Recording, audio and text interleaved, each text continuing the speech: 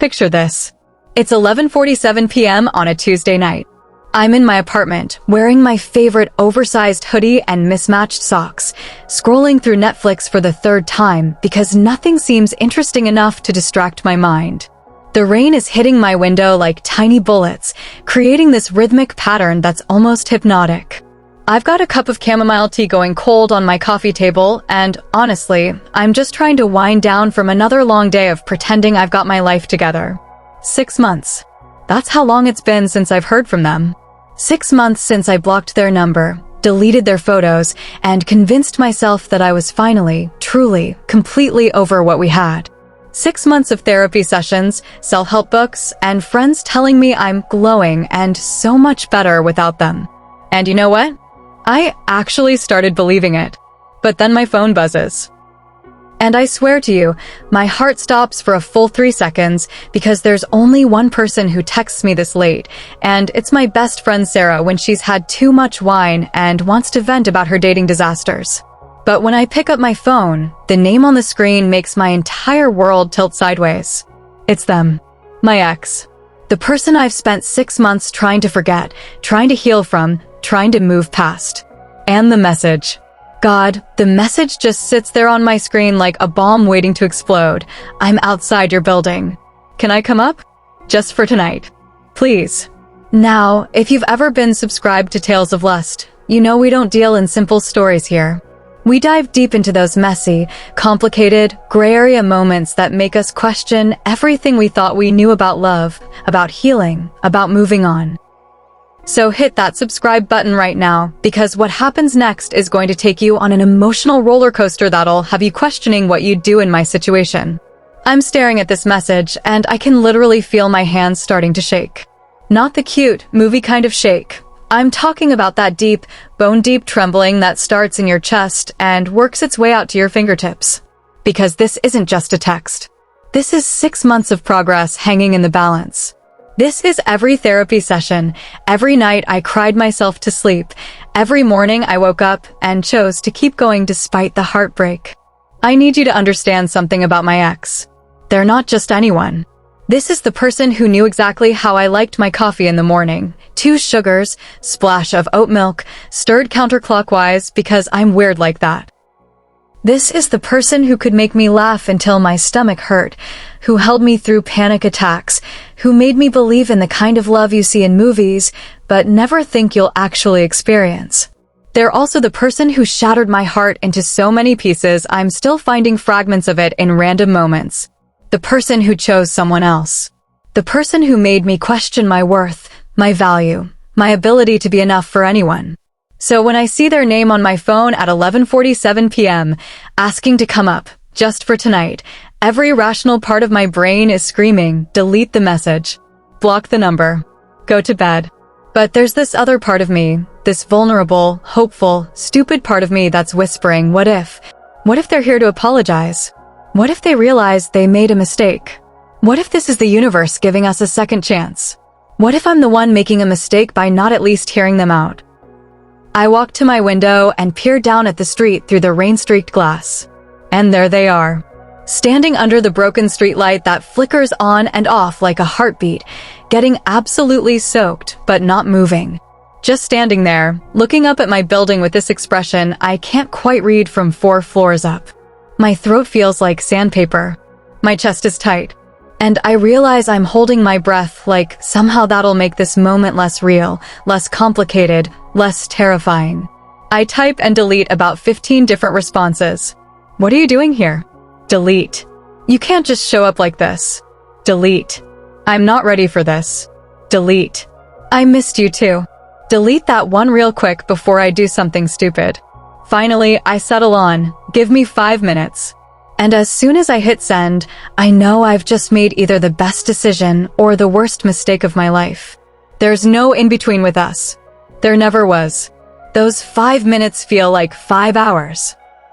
I'm running around my apartment like a maniac, picking up random pieces of laundry, spraying some perfume, checking my reflection in every reflective surface I pass.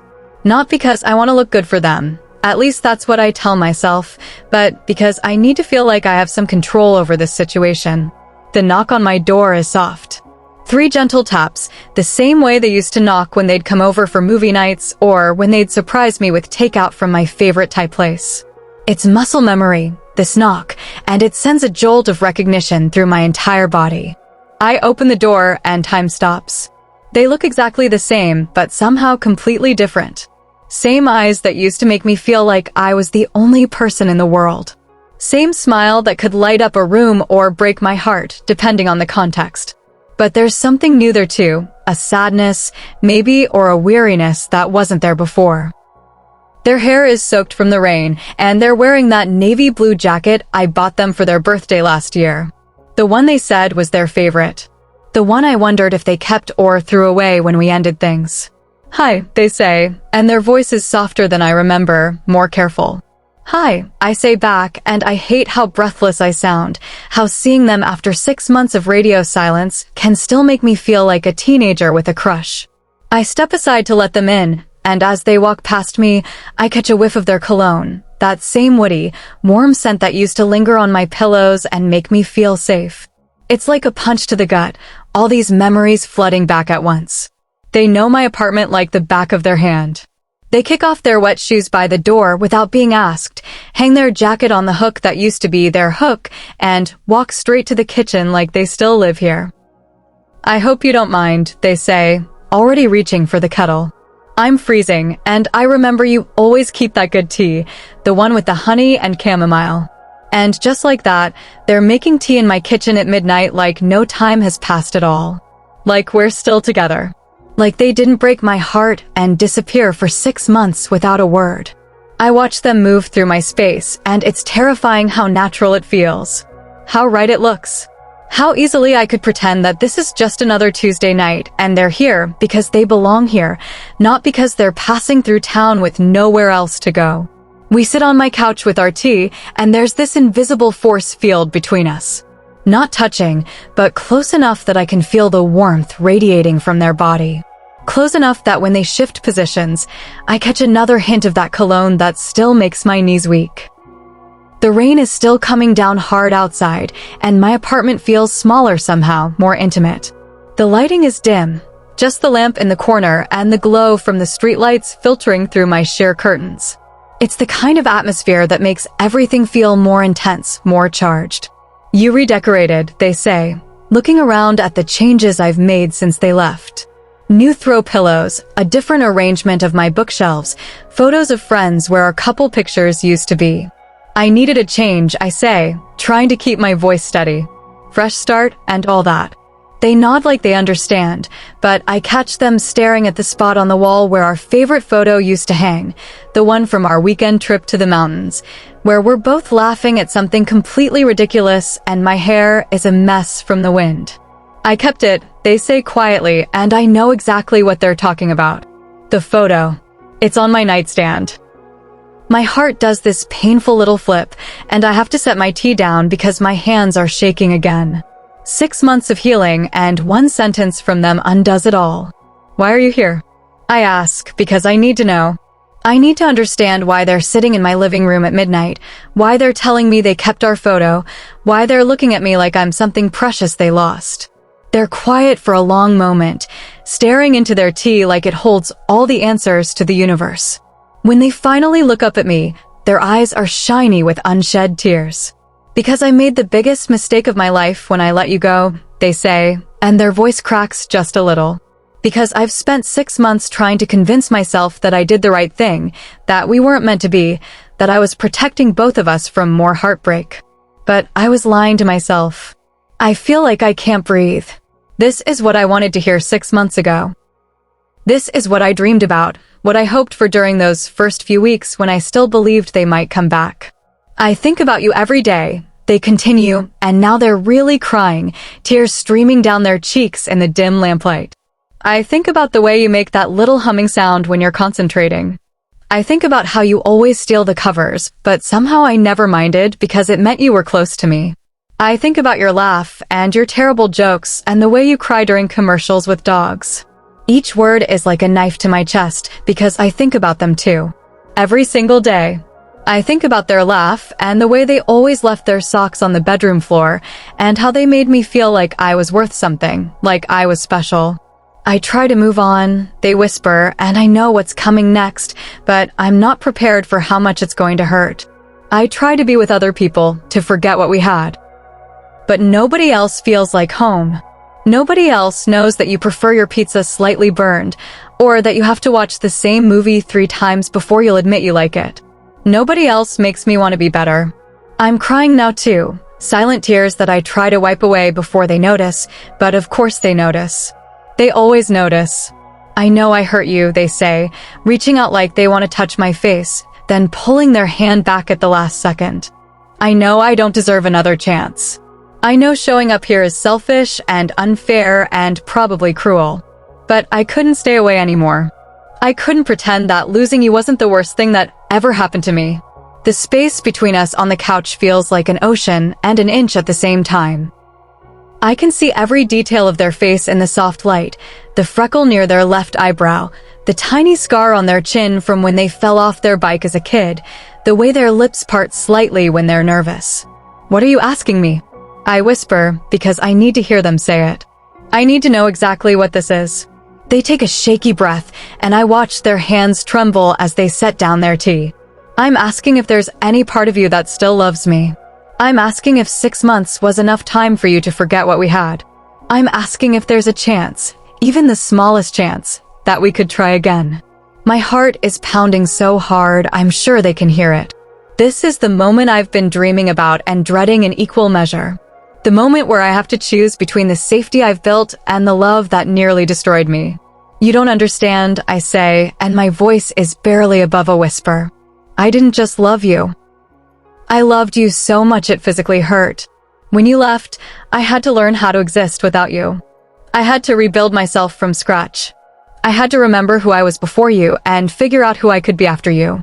They're looking at me with such intensity it's almost unbearable, hanging on every word like their life depends on it.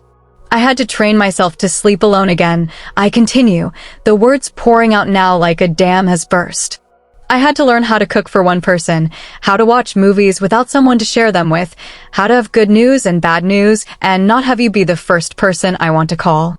I know, they say, and their voice is rough with emotion. I know I put you through hell. I know I broke something beautiful and precious. But I also know that what we had was real. It was the most real thing I've ever experienced, and I was an idiot to think I could find it again with someone else. The rain is still pounding against my windows, and there's this electric feeling in the air, like the whole world is holding its breath waiting to see what happens next.